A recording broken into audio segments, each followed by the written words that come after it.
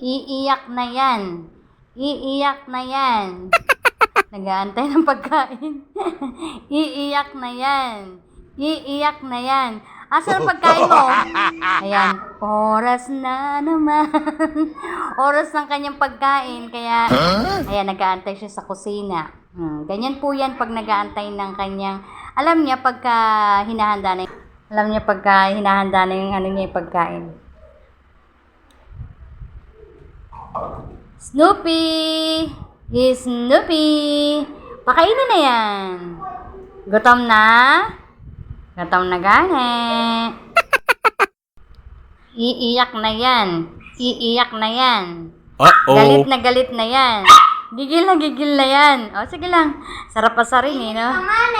Mainit pa. Gusto mo kumain ng mainit na kanin? Ha? Oh, ganyan. Waiting. Waiting sa kanyang food. Kung magantay yan kahit kalating oras, mag-aantay talaga yan para sa pagkain niya.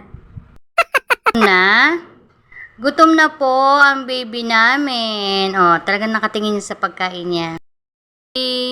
Oh, hindi papatinag yan basta sa pagkain. Kaya waiting siya. Mag-aantay yan kahit kalating oras. Basta sa pagkain. Pagkain na yan. Oh, talagang sasakulin niya eh. Talagang gutom po na yan. Gutom na yan. Oh. Ano, gutom na?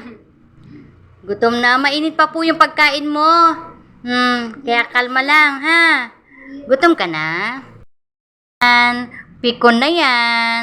Snoopy, pikon ka na? Sige lang, magantay ng pagkain. Mainit pa yung pagkain. Talagang matyaga siya magantay.